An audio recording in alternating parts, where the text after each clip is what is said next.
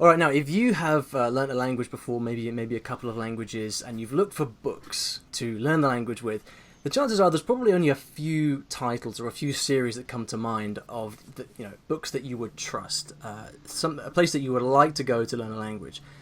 And chances are that one of those books that come to mind will be the Teach Yourself series. I've used them tons with different languages, and one of the things, I guess, working as a language blogger and doing this kind of thing is that, we are kind of here doing our thing, but we can never really compete with the kind of traditional language publishers. You walk into a bookshop, you see the Teach Yourself, you see the Asimil, you see the colloquial, you see all these different things. And, we always kind of feel like we are not necessarily able to do what they're doing.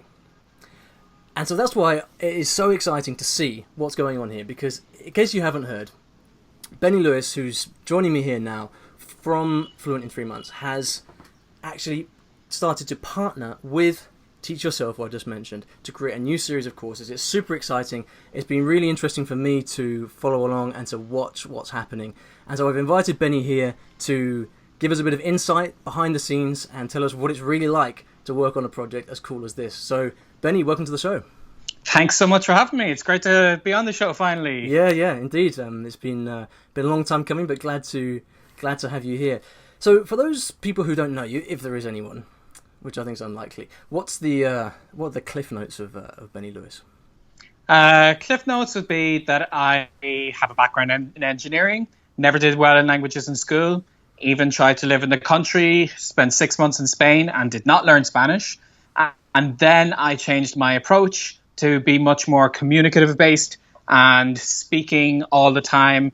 And it was not a very smooth journey, but I figured out other techniques that helped me to learn a language a lot quicker than I had done before. And I try to encourage other people by blogging and making YouTube videos to get them to speak their language as well. Yeah, of course. And your website is Fluent in 3 Months. Fantastic. Huge, immense language resource. But today we're not talking about that. We're talking about something a little bit different. And so I mentioned Teach Yourself at the top of the interview. So could you take a second and tell us, briefly, what's going on here? What are we talking about? Yes. So, like you said, we got these big names in language learning. And Teach Yourself especially is one that I had used a lot. And in fact, a few years ago, I ran a survey on my blog where I tried to see what kind of people gravitate towards saying what the best courses are. And what I did is I split them up into people who have successfully learned the language and people who haven't. And I found that a lot of people were using Rosetta Stone and those kind of not so useful courses when they had not successfully learned a language. But then consistently, people who had successfully learned the language were gravitating towards Teach Yourself. And anytime I had tried it, I confirmed that their teaching style was not too jargon-filled. It was more straightforward. So I really liked them as a course. And that meant that when they got in touch with me for the idea of making a collaborative course together for their next generation of courses, it was actually quite an honor. And on top of that, Teach Yourself are owned by John Murray Learning. And John Murray is the publisher that created the work with Charles Darwin for the theory of evolution. So this is like a publisher with a very long history of high quality education materials. So the chance to work with them was something I could not say no to. And from there, we had lots of discussions about how we were going to work this course to try to make it like we really wanted it to be different, and it's very easy to say that. And I think kind of any course you might pick up will say that it's different. But I do think we've actually figured out how to make this course truly unique in several ways. And I have been working insanely hard with my partner, Lauren, and with the team behind the publisher. It's been a big collaborative effort, which puts it completely aside from anything else I've ever done, like my first book or a lot of my blog posts, where it's just me writing what I think this has been like a really structured process to get these courses done. Yeah. And I'm genuinely really proud of them. I can't wait for people to get their hands on them. Yeah, no, so you should be. And I've got a few copies here. Anyone watching on YouTube is going to be able to see. I mean, they're beautiful books. Really nice. Like, one of my criteria for choosing a textbook is always that I like the look and feel of it. You know, that I want to sit down and use it. Yeah. And this. And it's funny because that part of it, if this were just me, if I just said, okay, I'm going to sit down with my laptop and I'm going to make a language course, and let's say I wanted to like sell an ebook of a language course, then it would not have what you just said, that kind of beautiful aesthetics to it. Because firstly, I'm I blog about this all the time. I'm all about imperfection, make mistakes, do something that's good enough and get it out there, and then improve it with time. And I think if I completely alone created a language course, it would kind of have that sloppiness to it, you know? Yeah. Whereas a lot of the aesthetics that you're seeing, that's actually my partner, Lauren. She had a very big hand in that, in driving it in that direction. So doing this as a collaboration with the two of us and then with the publisher got us in touch with people who create like markup, all of the stuff we were working on was kind of like a version of HTML in a way that was very interesting. You know, I would have thought it would just be like a Word doc and I would like throw in some stuff. But it turned out to be, like you said, a really beautiful course. You'll pick it up and you will feel like this is professionally made. And it's like showing me the power of what we can do together, like me and our team and the publisher, compared to what I could do by myself. Yeah, absolutely. Okay, so I've got tons of questions, Benny. But I think what we're going to do is we're going to focus a little bit more on not so much like what are the books and who are they for, but actually behind the scenes. Because my real interest in this is like how it started and the process and what you must have gone through. Because I know you're a hard worker anyway, so I can only imagine how hard you've been working on all of this stuff. So let me ask a couple of quick-fire questions then, just to satisfy my curiosity. So, how did it start? Who approached who? What happened? Okay, so essentially, like 2 or 3 years ago, the lady who runs the Coursera course, Learning How to Learn, she got in touch with me and she interviewed me. And at the time, I just thought, okay, yeah, Learning How to Learn course, whatever. It sounds like a fun interview. Let's do that.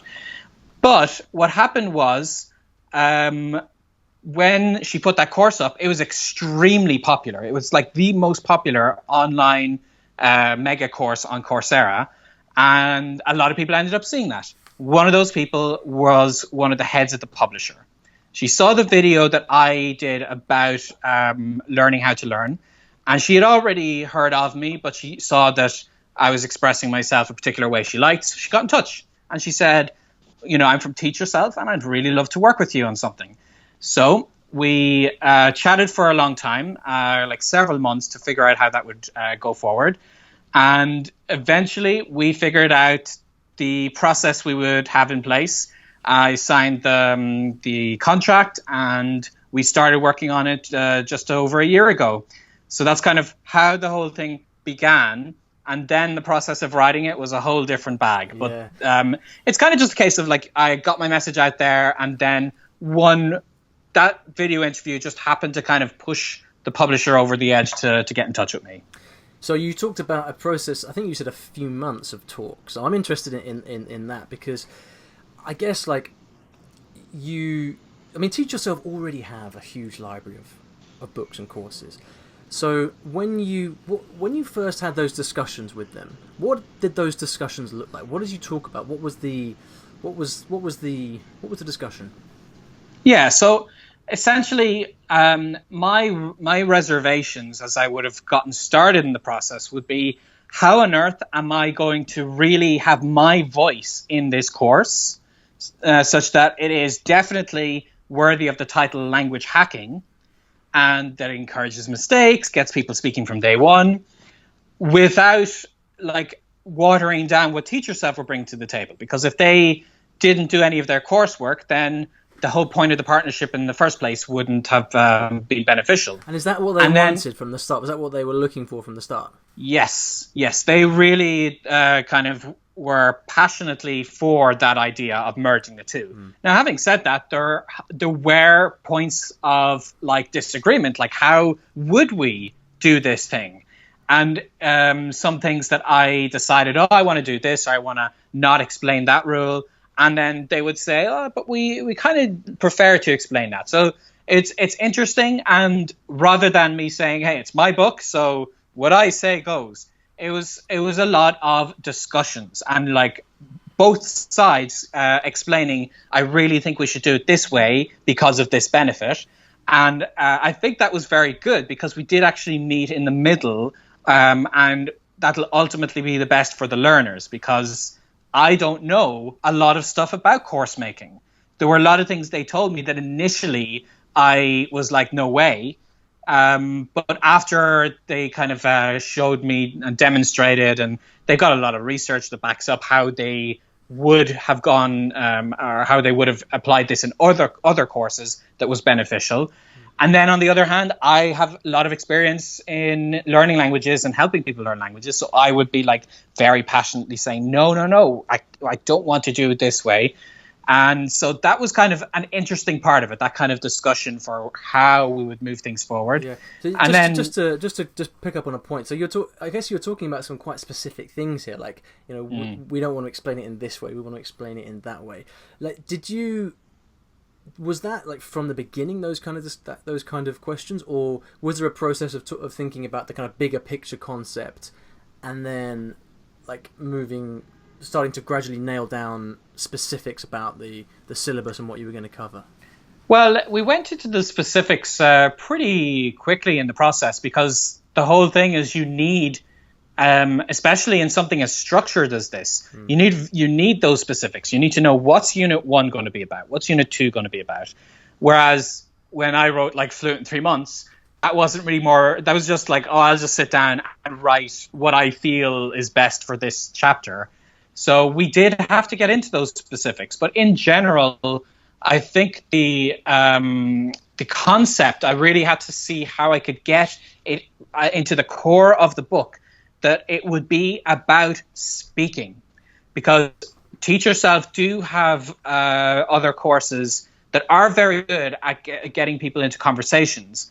But ultimately, they are still bringing in other aspects. They're still trying to give people a lot of grammar and like lists of vocab that would get them a better rounded picture of the language. Whereas I wanted to really move in the direction of getting them speaking.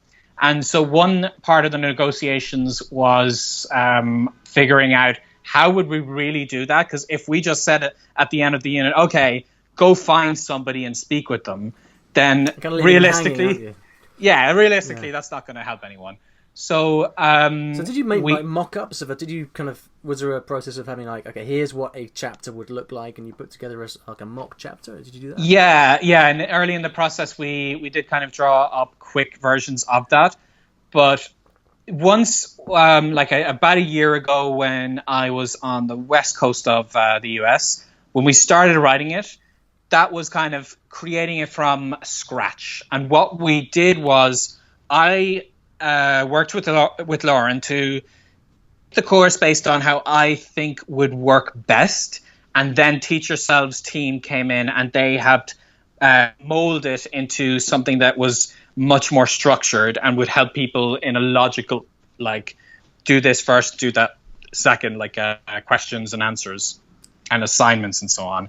So we had the vague process at the start, and we had those ideas of what we did want to include. But we essentially did have to decide, okay, what's Unit 1 going to be? What's Unit 2 going to be? And that plan of action, that's not what I usually do in these kinds of projects. So it was a learning process for me, because I don't have a very logical mind, I think. When I want to do something, I'm just like, going in with guns a-blazing. I'm like, how does this work? Okay, let's just do that. Whereas planning things out ahead of time was good in that that's how courses need to be. But it was a learning process for me. So that was part of it. But then once we actually started the writing process, we filled that up. So we had the general skeleton, but we filled it up like with the storyline, with the actual dialogues. So we didn't decide ahead of time, this is how everything's going to turn out, but we did have a good like general vision. Okay. Now, you talked about we, and I guess a lot of that, it sounds like that initial kind of brainstorming of the course was a lot of you and Lauren kind of sitting, knocking things back and forth, saying, yeah, how about this, and maybe we could do this.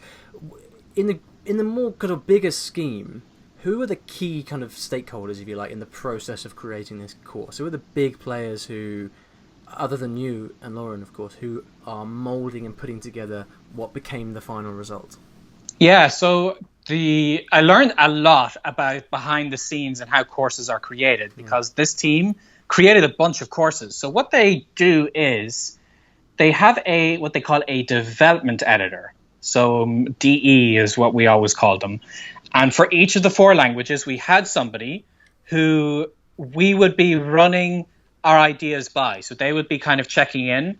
It was tricky because a lot of them are used to working with different kinds of courses. So they tend to be people who might have an academic background. They may be older.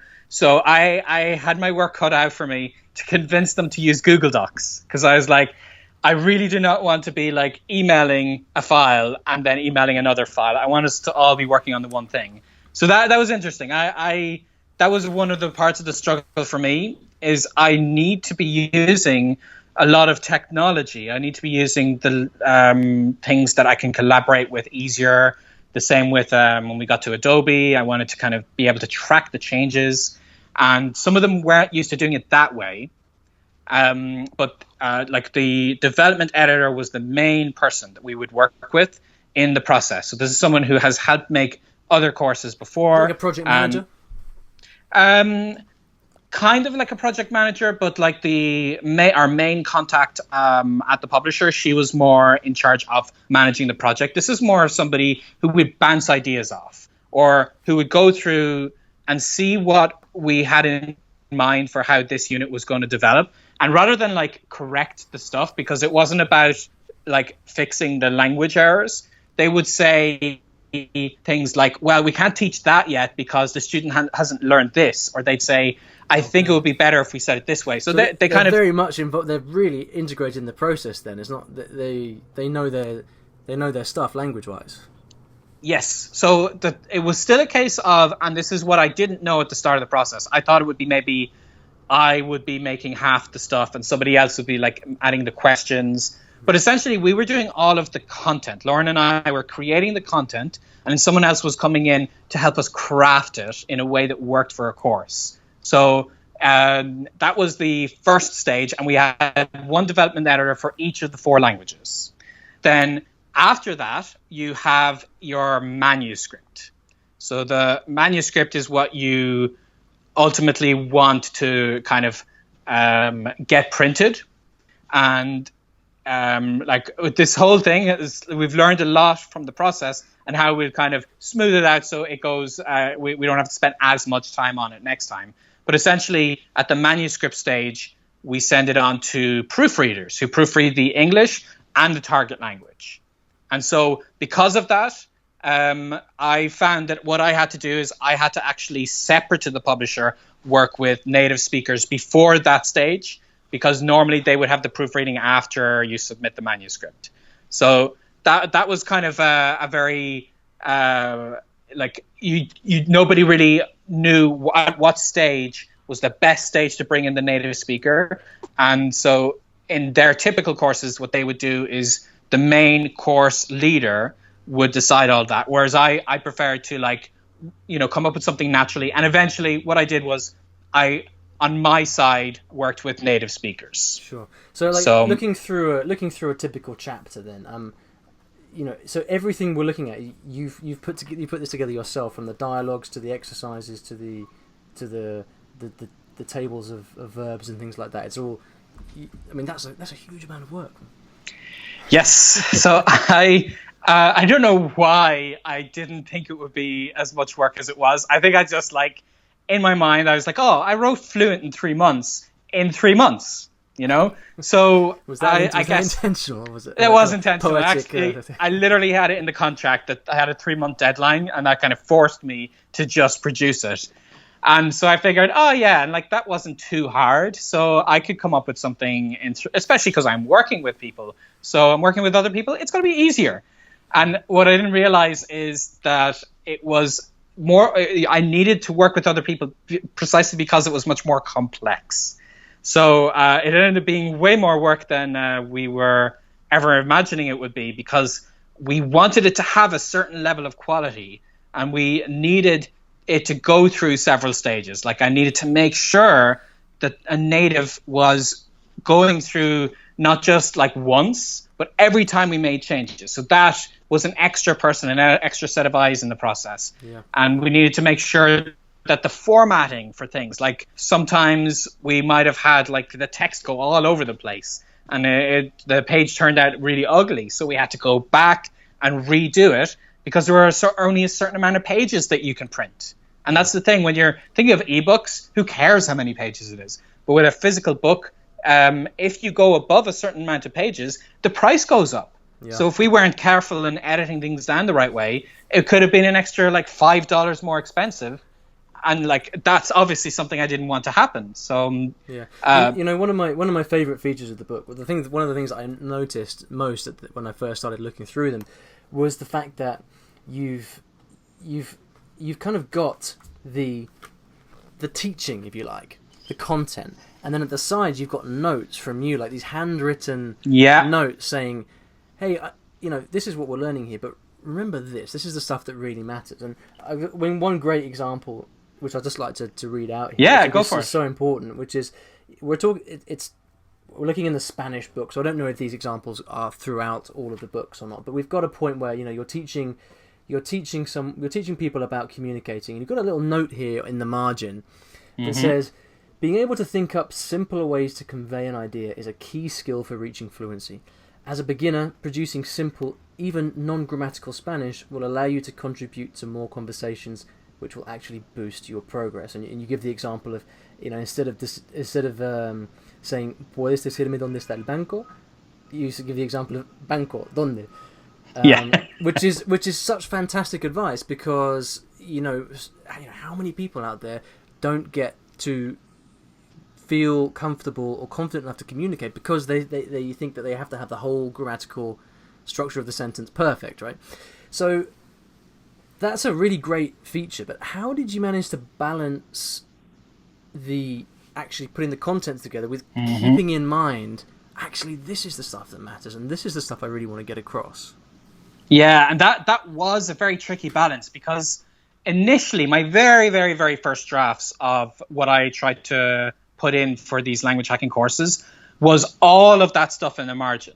It was all, don't worry about it, you can make mistakes. But the problem is, when I did that, it was essentially just an updated version of my first book, Fluent in 3 months, because it was all of these like strategies, and it wasn't a course. So what we found, and like you said, even visually, it works very well, is that the main part of the book is a course. It is teaching you how to yourself progress in the language. Whereas the side, and in the handwriting, to make it feel like I'm actually literally, it's my voice saying this, is the kind of language hacking tips and my little opinions, because it's not a course if it's filled with opinions.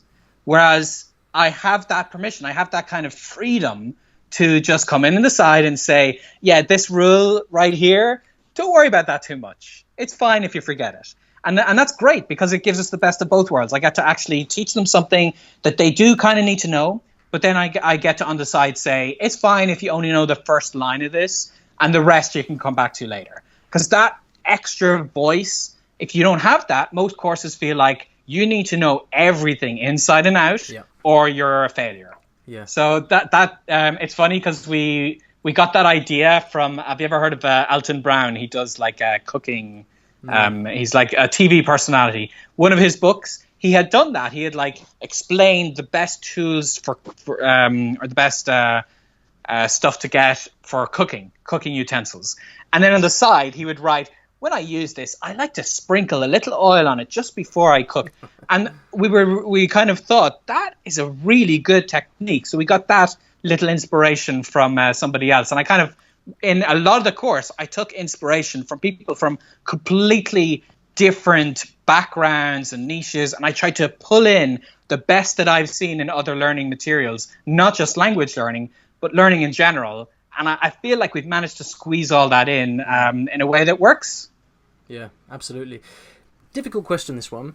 But what would you say in the whole project was the biggest kind of dilemma or decision that you had to make? Maybe there was something that you really wanted to go in the book, but it couldn't, or like what was the kind of biggest hurdle you had to get over? It's tricky. There was a lot of compromises, which were like ultimately for the benefit of the learner. I would say the amount of text that I had wanted to put in had to get reduced, because otherwise those kind of encouraging things, I wanted to like have these long explanations, but then it's not a course if you have to read like a 2-page long explanation. And that was hard for me, because I really want to, like, when someone is a beginner and they're struggling, I want to like explain in depth, look, it's really not that bad. It's okay if you make mistakes. But it was, I'm generally not someone who can like say all of that in like a powerful, like single sentence. Yeah. So I did have to cut a lot of that stuff out.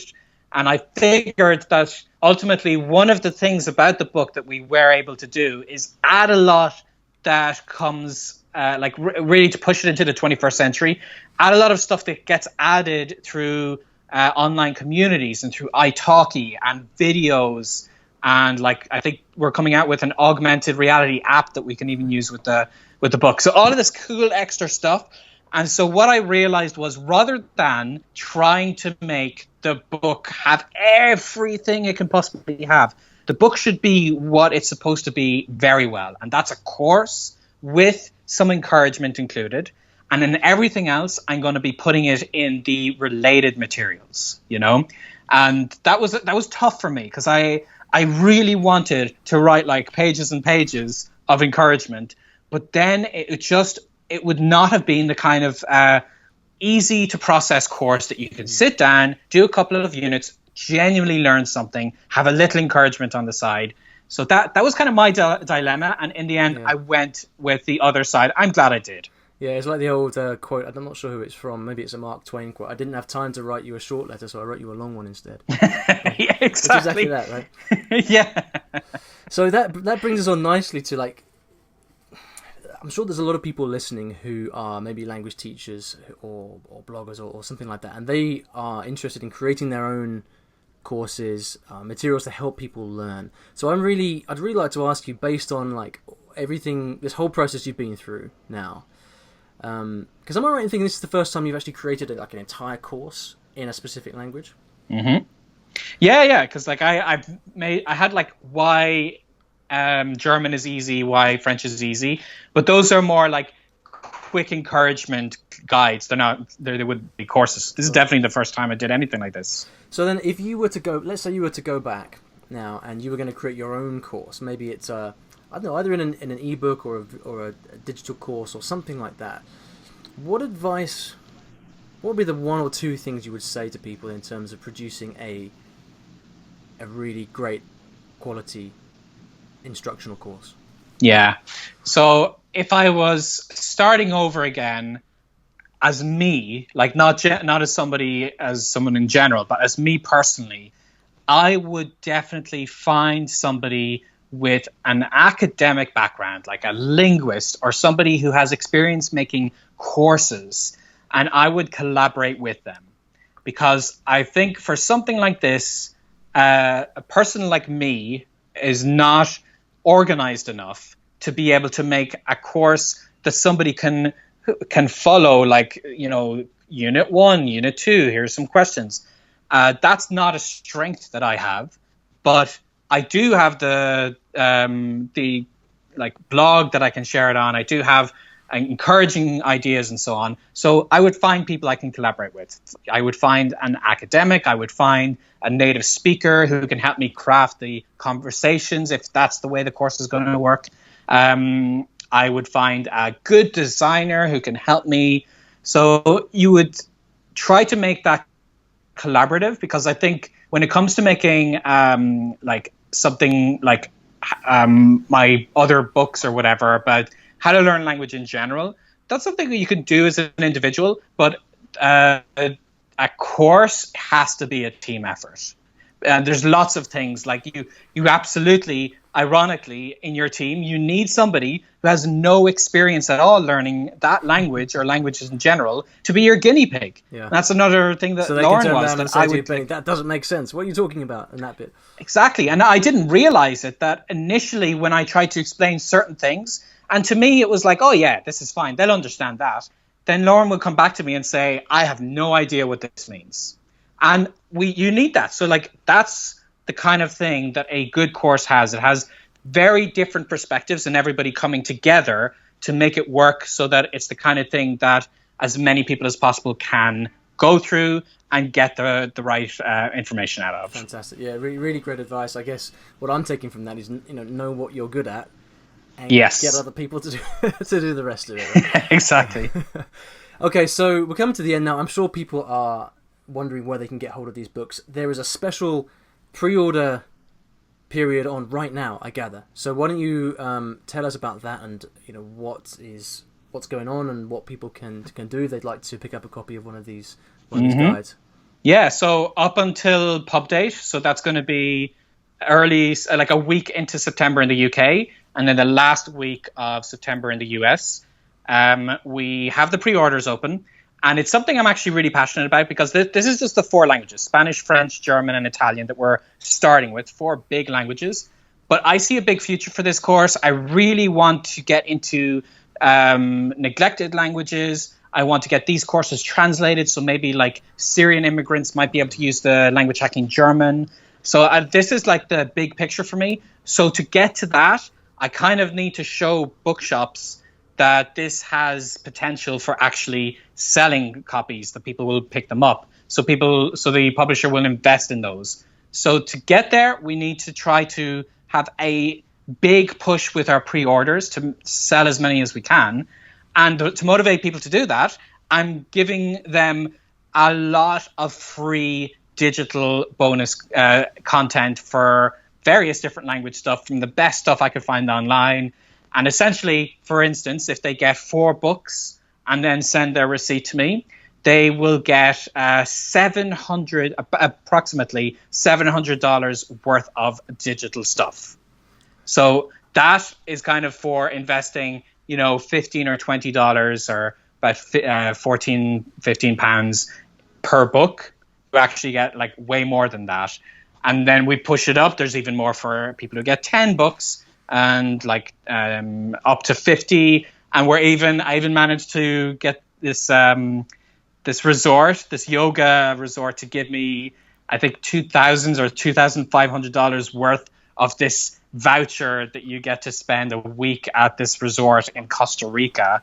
So like this crazy thing, and then all of that is depending on like how many books you would buy. So it's to motivate people to get those books, but then those pre-order numbers will ultimately show the publisher this is something people really want, and then I get to do so many other languages after that. Yeah, that's really fantastic. And I've had a look at all the bonuses that are getting thrown in as well, and it's quite sensational. People really should go and have a look at what's on offer, so they can see what's being put together here, because it's really fantastic. I think that's really important, because for us in the language, I guess the polyglot community.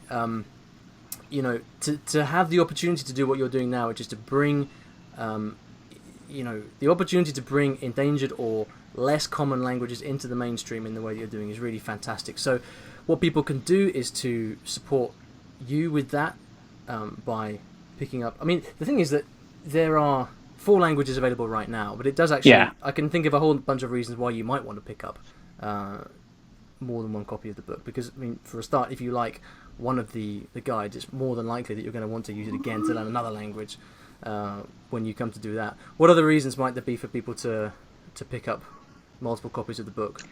I think one of the best reasons is that you're more likely to have success in your language project if you do it as a team. So rather than feeling like you're completely alone, if you were to have like 10 copies of language hacking Spanish, you could give that to your friends, you could give it to your family, and you could all decide, we are going to learn this together. We're going to go through, maybe once a week, we're going to meet up and we're going to try and dive into this. Or maybe you're a teacher and you're teaching one of these languages, and you could give it to all of your students. So there's a lot of like potential ways that you could benefit from having those books. But of course, to make that worth people's while, we'll give them all these extra things that go way beyond the amount that they've actually spent as the extra bonuses. Well, that's really fantastic. I can see how much kind of thought and attention you've put into that. So thank you for doing that, and it's really fantastic. So people, if they are interested, I highly recommend you just simply go and have a look at the different packages and what's on offer, because it's really sensational. You can go to iwillteachyoualanguage.com/Benny to see that stuff. That's iwillteachyoualanguage.com/Benny. I'll put the link to that in the show notes as well. I guess we should say that the pre-order period doesn't last forever. Mm-hmm. But for those of you listening in the future, I guess the books will still be available. Yeah, definitely. They will be available for a very long time. Yeah. So I guess the bonuses that we're talking about then will probably have expired by then, but you can still go and check out the books. Maybe even there'll be, I don't know, language hacking Swahili or something available by then. You never know. Yeah, and like when people get the books, they get a lot of other stuff with it. Like even after the pre-order period, they're going to get all the online, all the audio is going to be available online as MP3s. There's going to be community that they can join. There's a special side of italki that we're splitting off, where the teachers have been approved to follow the language hacking philosophy. So the teacher you're getting is more likely to help you if you want to learn with this approach. So all of that stuff is going to be included for people who order it, regardless of when they get the book. Yeah, that's really fantastic. So once again, iwillteachyoualanguage.com/Benny to check that out. Benny, what can I say? It's so cool, man. Really, so impressed with everything you put together. Been fantastic watching. From when I first heard about the news back in Berlin, I think it was in May, through to seeing this come together. Super impressed. Thank you for everything that you're doing for the polyglot community, for language learners in general. It's really fantastic, and thanks also for lifting the lid a little bit on the process. It's been fascinating to hear about everything that's gone into these books, and I can only imagine how much you're looking forward to a holiday. Yeah, definitely. And I'll be seeing you soon. I'm gonna be in London, and you and I'll record another thing together for YouTube. Yeah, well, so watch out for some more videos. Mm-hmm. Cool, Benny. All right. Well, listen, best of luck with everything, and we'll talk to you very soon. All right. Thanks for having me. Cheers. And see you later, everybody.